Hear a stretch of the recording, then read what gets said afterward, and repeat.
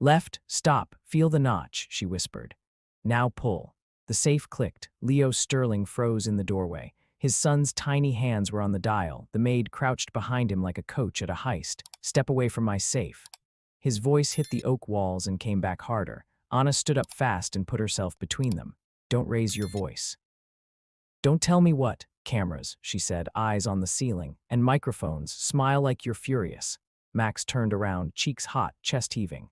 Dad, Leo stared at his son, then at the maid he'd hired to dust picture frames and make sure Max ate breakfast, not to teach him crime. You're done here, Leo said low. Pack your things. Anna didn't flinch. Say it louder.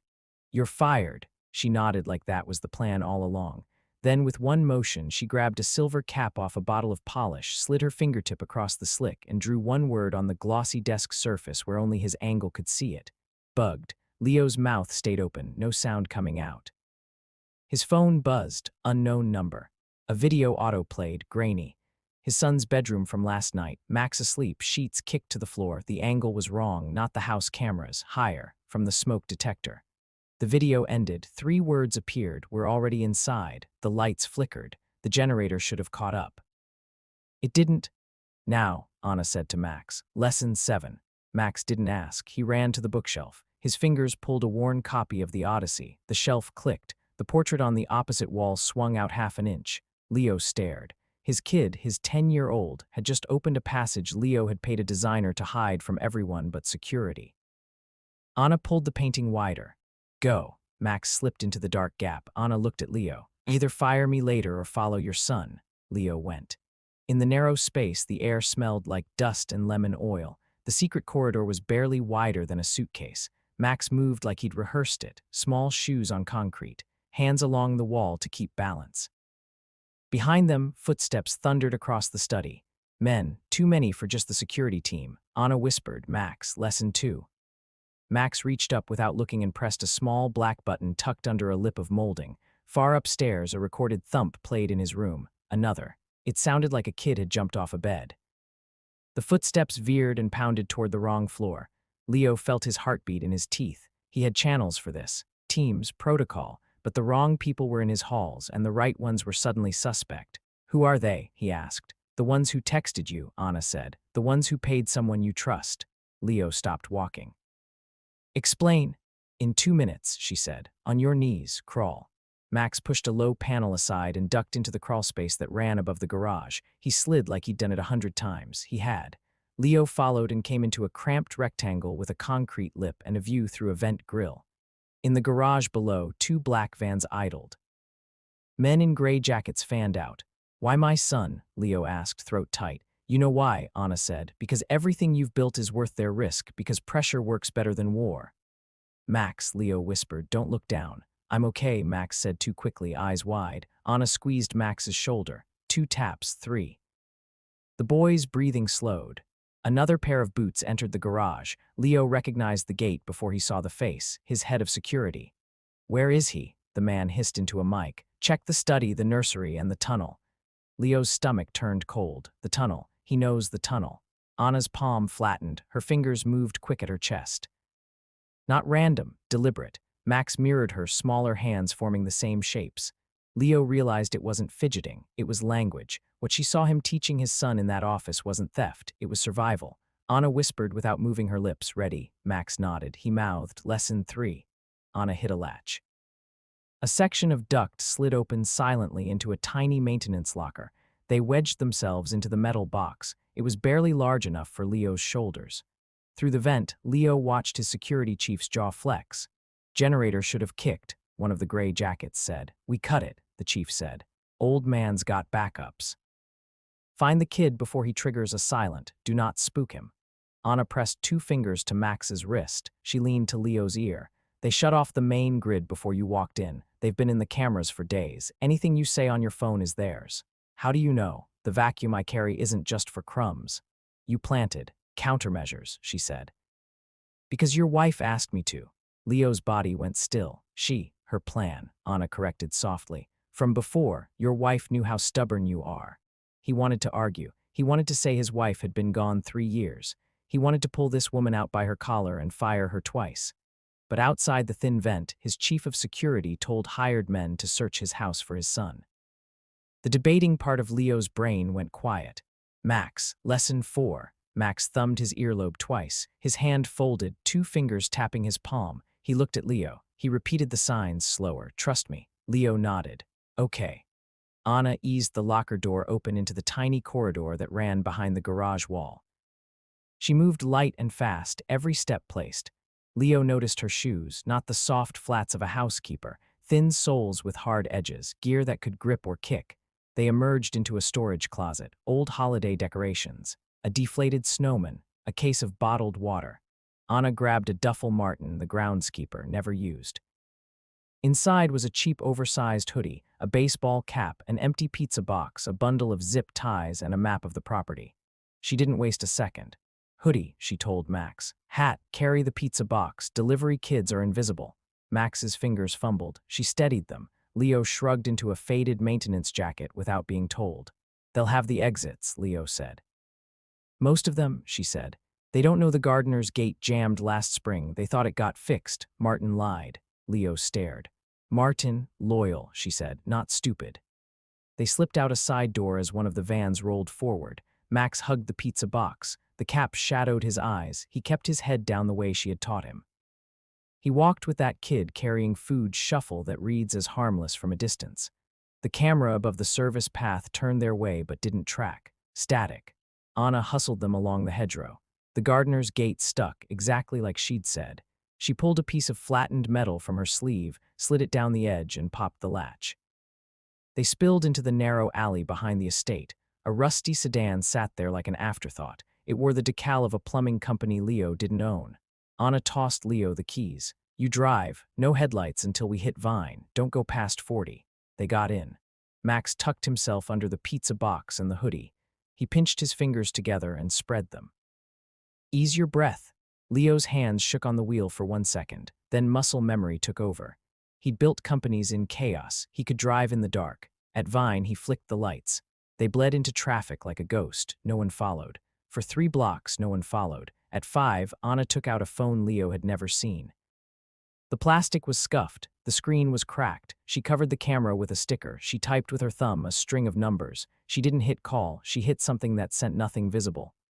What is that? Leo asked. A transmitter, she said. It pings until someone I trust pings back. You trust anyone. Less every year. The phone vibrated. A single word appeared. Bluebird. Anna typed 3 letters. Nest. Another reply. 2 minutes. Same place. She nodded to Leo. Left on Orchard. They pulled into a laundromat. The neon burned half a letter. People shuffled inside with baskets and headphones. No one looked twice at a dad and his kid and the woman in a plain parka hauling a duffel. Anna guided them through the back, past a cracked sink and a mop closet. She pushed open a door painted to look like a wall. A small room waited behind it. Bare table, 2 chairs, a first aid kit, and a safe in the corner. Max touched the safe. His fingers went to the dial like they belonged there. Let him, Anna said. Leo watched his son listen to the metal. He knew that sound too, weirdly. It was the sound of focus. The world took a half step back and let one thing take all your attention. Click, click, stop. The safe opened. Inside was a folded letter and a small black folder. Give it to him, Anna told Max. Max handed his father the letter. The handwriting was impossible to mistake. Leo, if you're reading this, you missed something big. Don't waste time defending yourself. Just fix it. Believe Anna. She keeps our boy alive when money won't. Leo's throat closed. The paper shook in his hands. Max watched his dad read his mother's last words like they were helping him breathe for the first time all week. Anna opened the folder. Inside were photos. A grainy shot of his security chief passing an envelope to a man in a gray jacket. A bank statement with deposits from an account in the Caymans. A screenshot of a text that said Tuesday, night shift, kid alone. Leo sat down hard. Why didn't you bring this to me? He asked, voice low, flat. I tried, she said. 3 times. Your assistant put me off with cake orders and linen schedules. Your security chief sat in every meeting request. The second I said different protocol, he messaged someone. Then your kid looked at me and asked if the password to the lab was still his birthday. I realized if I told you, you'd call him and he'd erase every trail while you apologized for asking questions. You could have pushed and risked a scare before I was ready, With this kind of money in play, a scare becomes a mistake. Mistakes get kids moved off-site. Moved where? Anna looked at him like he knew. Concrete rooms, no windows. They FaceTime you every night for a week and let you listen to your kid breathe while they name their price. And if you move too slow, they send you a hoodie that still smells like your house. Max sat perfectly still. Leo couldn't breathe for a second. His phone vibrated on the table again. A call. The contact flashed C. Norris, CFO, a decent man. Loyal for a decade. Anna put her hand over his. New phone, new rules, not yet. He let it go to voicemail. How long have you been teaching him? He asked, eyes on Max. Since you hired me, she said. You're not a maid. I am, she said. I also grew up in a precinct where my mother cleaned the floors and taught half the detectives' kids after school. I learned early that trash cans talk. I did a decade in ER trauma. Another 3 years with a private risk outfit. Your wife found me through someone whose kid I got out of a bad situation. She didn't want guards with guns around Max. She wanted someone who could fold laundry and teach him to count exits without making him a soldier. And the safe. Safe gets him into the panic hallway you built and then hid from him. If someone drags him past the bookshelf, he can still get himself into a place where doors lock behind him. And if he has to open a lock to get to a first aid kit while he waits, he knows how to make a pick from a paperclip and patience. Leo laughed once, sharp and empty. He's 10. He's a sterling, she said. He's been a target since the day you rung a bell on the stock exchange. I gave him a language to use when the room isn't safe. You saw it and it scared you because you think under your roof everything you love should be simple. It isn't. You know that better than anyone. He put the letter down. He looked at his son. Max, look at me. Max did. You did good. Max blinked fast. His mouth grabbed for words and failed. He nodded instead, a soft knock, twice, then 3 times, a pattern. Anna walked to the door. Bluebird, she said. Nest, a voice answered. She opened. 2 people entered, a woman with a scar along her jaw and calm eyes. A man with hair clipped high and tight. They smelled like coffee and rain. Friend, the woman asked, chin toward Leo. Client, Anna said. And the father? Names later, the man said. We have 15 before they find the laundromat. They ripped your gate cam in a way that screams novice, which means they are hungry. Hungry crews make dumb choices. Dumb choices get people shot. We got what we need, Anna said, holding up the folder. Now we set the hook. Hook, Leo asked. Anna looked at him. You want to make sure this stops at your lawn, or do you want to know who paid for the vans? Leo thought of boardrooms where men smiled while calculating how much a human problem cost them on paper. He thought of his son's small hands opening a safe he hadn't been allowed to touch. Set the hook, he said. Good, the woman said. She pulled a small device from her bag. Faraday pouch for your phone. Fill it with Horatio's gold teeth for all I care, nothing in or out. Leo slid his phone in. It felt like putting a muzzle on a dog. The man placed a tablet on the table. It showed a map with 3 red dots inching across streets Leo knew too well. They split their crew, he said. 2 looking for you. 1 headed for the house. They assume you'll circle back because rich men always circle back. They think there's a second kid or a safe they missed. There is a second safe, Leo said. Empty, the woman asked. Leo looked at Anna. She smiled a little. We moved that last month, the woman nodded. Great, then we flood the channel. They worked fast. They fed 2 fake locations to the men outside using the compromised network.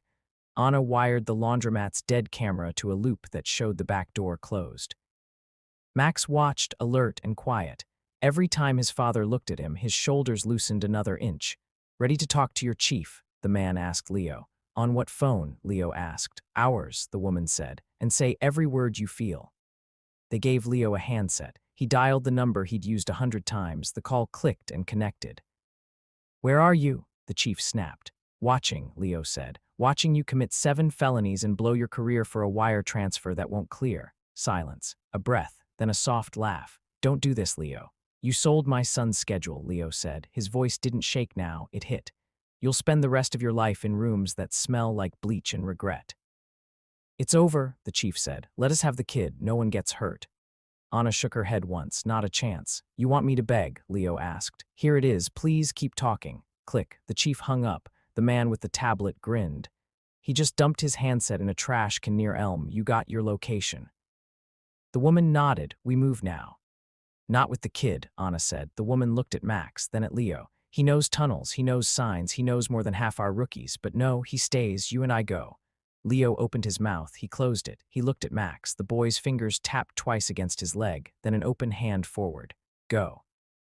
Leo swallowed. He put both hands on Max's head for a second and breathed there. Then he stood. Keep him safe, he told Anna. I have since I walked in your door, she said. They left so fast it felt like the room didn't notice. Max looked at the letter again. He didn't pick it up. He didn't need to. He had every line in his head now. The woman with the scar came back 20 minutes later with the sound of sirens trailing behind her like a story you'd hear about someone else. She put a gun on the table and didn't look at his kid while she wiped it down with a cloth. You get him? Anna asked. Your guy ran into a traffic stop, the woman said. He didn't think he fit the profile of a man with a kid in a van. He fit the profile of a man with dirty plates and no good reason why. He took off. We made sure he didn't make the turn he wanted. He folded. He sang. Names, Leo asked. 2 you expected, the woman said. 1 you didn't. The tablet lit with a photo, not the chief, not a competitor. A face Leo had known since grade school. Same bone structure, same mouth, different eyes, his brother. Leo didn't sit, he didn't shout. Something in his chest settled like a final piece in a locked door. What did he want? He asked. Leverage, the woman said. You own patents he can't get. You're blocking a sale he needs. He underbid you and got mad at gravity. Leo nodded once. It was all so stupid, it was all so predictable, and it still hurt in a way that felt like someone was pushing a fist into his sternum. Max, he said. Max stood up, straight-backed. We're going to do a thing, Leo said. We're going to walk back into our house with people who don't scare, and we're going to take back every camera, every wire, every lock. And while we do it, I want you to stand next to Anna and tell me when I'm doing the wrong thing, because I do that. I go too fast. I fix the wrong part first, and I'm done doing it that way. Max's mouth trembled. He grinned and tried to hide it. Okay. They moved. The vans, the cops, the neighbors' nosy cameras, they all watched a version of the story. The real story was inside the Sterling house, where a kid pressed 4 buttons in his dad's study and rewrote a system. They cleaned the cameras. They traced the cables. They replaced the smoke detector in Max's room with one that could tell the difference between steam and a spying attempt. The security chief got hauled past the marble pillars in cuffs. He looked smaller than he had ever looked. The brother's name came up in a way that didn't let him wriggle. Leo didn't make the call to press charges. He handed the file to someone who didn't have Sunday dinners in their head while they did their job. At dusk, the house felt different. Not because of the police tape or the new router, because the rooms belonged to the people inside them again. Anna stood in the doorway to Max's room, watching him pull a blanket up over his legs. He was wired and exhausted in the way people get after adrenaline runs out and your hands feel like someone else's. Leo stepped in. He held out a clean pad of paper and a pen. Teach me, he said. Anna frowned. Teach you what? Leo sat on the rug. He rested his elbows on his knees. He tapped his index finger against his thumb and looked at Max. What does that mean? He asked. Max lit up. He touched his own index finger to his thumb. He held it up like a coin. Slow down. Leo nodded. Okay, slow down. Max showed him another. 2 fingers tapped his palm. I'm scared. He showed another, hand open, palm down, slicing air. Stop talking. Leo laughed. He nodded. I'll need that one. They went through a dozen. Leo messed up half and they corrected him without making him feel like a fool. He got better at holding still while someone else showed him how. Downstairs, Anna picked up the letter one last time and slid it back where it belonged.